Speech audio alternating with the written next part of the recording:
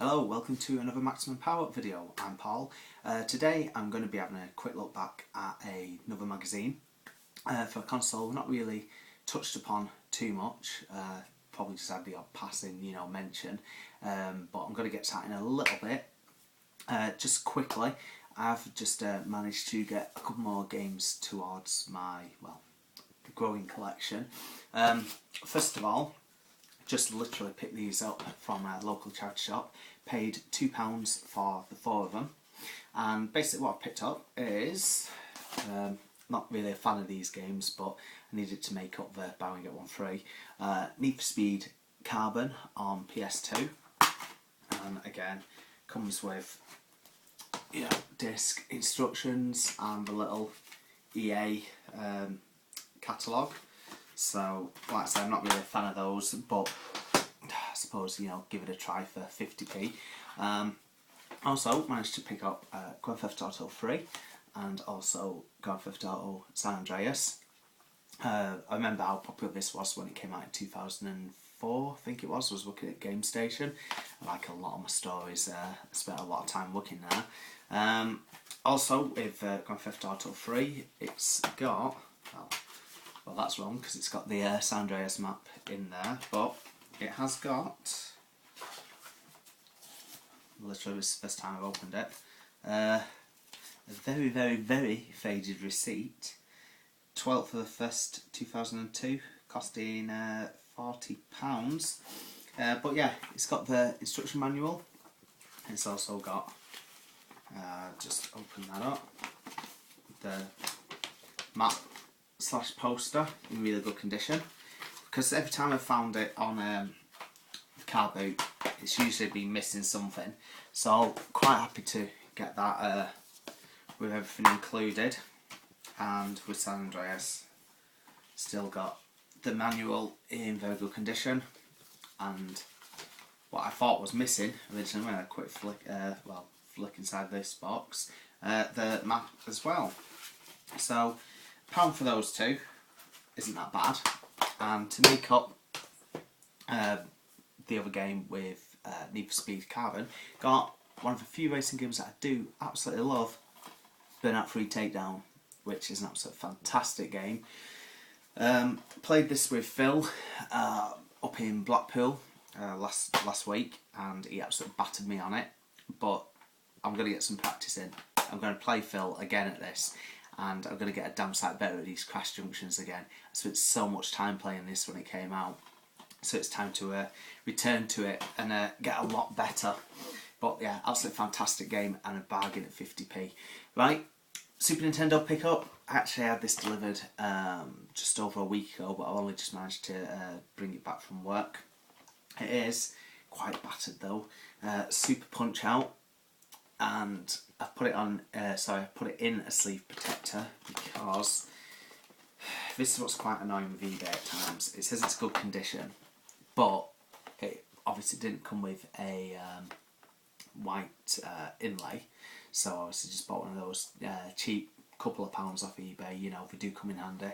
But I don't know if you can see, quite creased. I doubt the class it as good condition. Cartridge is nice enough and everything like that. It's not got instructions, so at some point I'm going to have to get the instructions for this as well, after getting instructions for a few games that I was missing recently, like Poppin' Twinbee, Donkey Kong Country 2, Super Tennis. So I am starting to get a few things complete in box. I think this is going to be something that might trade up, but I paid £25 for it boxed, including postage, so it's not too bad a price really. I was awful at it as a kid, but I need to obviously replay it. Anyway, moving on, just move those out of the way. What I want to talk about is it's Game Boy Action magazine, or GB Action I should say. It came out in 1992, lasted for 38 issues. So in that lifespan it covered obviously the original release Game Boy, which obviously was really, really popular, early 90s. Went up to covering a bit of the Game Boy Color games as well, and then obviously folded, so lasted just over 3 years. Now, it reminded me to do this because when I was looking through this Amiga Action magazine, there was an advert for Game Boy, GB Action. I keep saying Game Boy. GB Action issue 1, 99p. So this was at the time where your newsagent shelves were absolutely full of magazines, tons of them. SNES, Mega Drive, all had like 7 or 8 magazines each. Had a lot of multi-format magazines. So yeah, out comes GB Action. Comes out 99p, cheap as anything. Magazine before that, that used to be on the newsstands, something I've gone on about a lot, and that's Games X magazine. That was a weekly magazine, 75p I think it finished on. Didn't even last a year, not surprised being so cheap. So, same obviously publishing company, we tried GB Action. But as well as GB Action, you had like Mega Action, Super Action, stuff like that. So, again, 99p an issue or £1.50 an issue. They always stayed dead cheap. So again, you just wonder, how do they even make any money? Well, they weren't great magazines in all honesty. The 3 issues I've got issue 21 here, gone up to a whopping £1.25 then. I've also got issue 19, the Robocop vs Terminator, so I'll get a shot because that's what I'm going to look through in a sec. And slightly later on, issue 26, which is Monster Max, a 3D isometric type game like Head Over Heels, and it's meant to be absolutely amazing. Never got around to playing it still. But anyway, let's have a quick look at GB Action. So, like I say, here we're showing Robocop vs Terminator, 99p magazine. I've just had a quick flip through this, and obviously to help pay for it there are a lot of adverts, you know, absolutely loads. So, you know, you just got your usual opening pages to a magazine, you know, your regular features, your reviews, previews and things like that. Now, one thing that does jump out, well, I think Titus, the company that is obviously no longer with us, must have put quite a bit of advertising in the magazine this issue, because they've put that one in, and there's also a couple more later on. So first review, the big review really, Dennis. Now, for an early magazine, there's some really good screenshots here, especially for, you know, the older monochrome Game Boy. And again, like most magazines did, rated gameplay, presentation, lastability, giving it 82%. A little bit of information about it. Just put through, we have an advert here for one of the biggest games around this time, Street Fighter 2 Turbo, coming out on the Super Nintendo. I'm just trying to get to it. Another advert for another Titus game there. I remember playing this on Super Nintendo and it wasn't too bad. Lamborghini Challenge. And then we've got yet another Titus game, Blues Brothers, which I remember playing on the Amiga and quite liked it. The thing is, though, a lot of those games were quite similar. I remember Hudson Hawk being more or less sprite for sprite the same game. I might have that slightly wrong, but very, very similar style. So, I've never really bothered with football games on the Game Boy. This one here is Goal. Just trying to zoom in slightly there. I can't really see how a football game would look on such a, you know, basic handheld really around that time. Here we have got the review of the game Cliffhanger. The Super Nintendo version got absolutely slated. Game Boy one there rated a little bit better at 72%. And just to move on, I think it shows the time as well this magazine came out. Obviously you've got all your mail order companies, again more adverts, a couple of previews. A Simpsons game I've never played, what is it, Bart and the Beanstalk. I did play the Camp Deadly one, which I think I've still got knocking about. Not really going to start going through it now. I might just, in here I've just got like a load of Game Boy carts and everything. Might look at that another time.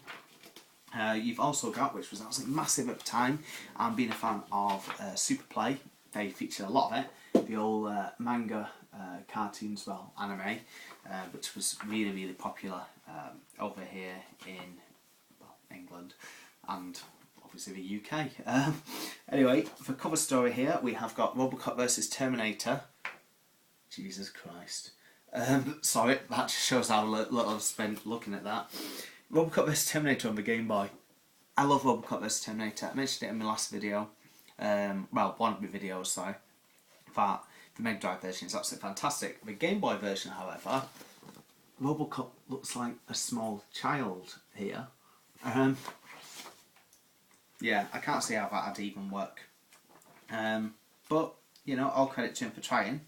And then we've also got something I've never actually seen. I remember having this for Super Nintendo, well, the Adventures of Batman and Robin. Batman the Animated Series. Quick preview of that. Again, by Konami. And then this one game that I actually have played. I have sold it though since. Teenage Mutant Ninja Turtles 3. Down here. Again, they're not too bad games, you know. And then we've got Tiny Toons 2, something that I mentioned recently. I think it was in the Mega Drive Platformers video. I really, really enjoyed the Tiny Toons games. Still do now. And then, let's just have a quick look. You've got usual things like the letters pages. Something that I still enjoy looking back, see what people are moaning about or discussing. And then, now bit here for Amiga action. Advertising, what was it? Terminator 2 arcade game. I never even remember that being played on my Amiga. The cover discs though had Cannon Fodder and Brutal Sports Football, so not bad. And here we've got tips and cheats, all the moves for Mortal Kombat on the Game Boy. Something I've never actually played on the Game Boy, but again, can't imagine it being that great. Just quickly skip forward a little bit. Now this is something that always came in handy. I mean, say like you didn't own every single issue of a magazine. These buyer's guides with small tiny reviews. Superplay did it. In fact, a lot of magazines in the early 90s did it. Because obviously no internet really back then. And it was just a quick handy way of, you know, just quickly going to a small review, a little bit about it and what percentage you gave to it. And then you got classified ads here. Again, advertising, people selling the old consoles, things like that. A lot different time to eBay back then. But one thing I just want to quickly point out, just for wrapping this up, this was from the issue 26, so a little bit further down the line. Which I thought was quite a nice touch, the Test of Time feature, where they took a few early reviews and re-reviewed them, you know, just see how they hold up, what I think of them now. And there's Bill and Ted's Excellent Game Boy Adventure, something I've never played. It doesn't really look like that good a game, to be fair.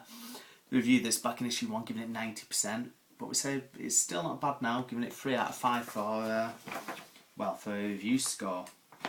And then the other thing that just shows how old this magazine is, really. A couple of posters. Well, for a calendar poster, Cool Spot and 2 Unlimited. For anyone young enough not to remember them, they were really popular for a while. Ray and Anita there with No Limit and Twilight Zone and all these other sort of dead cheesy dance tracks I used to absolutely love. And finally, which made me laugh, Public Eye, the public review games. So here we've got a review for, well, Double Dragon 3, this review gave 45%, and this one down here, so harsh, Turtles Fall of the Foot Clan, giving it 2%, which is probably one of the lowest scores I've ever seen in any magazine.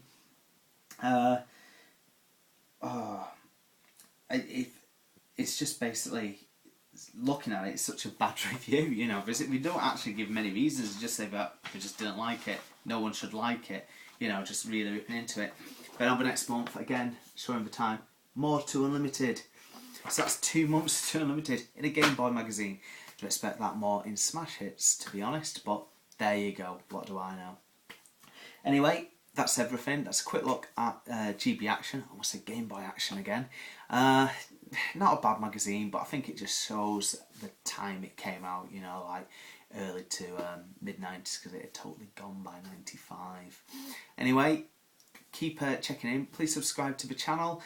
Check out obviously the podcast. We've got another one coming up very, very soon, and we'll see you all soon. Thanks a lot. Bye.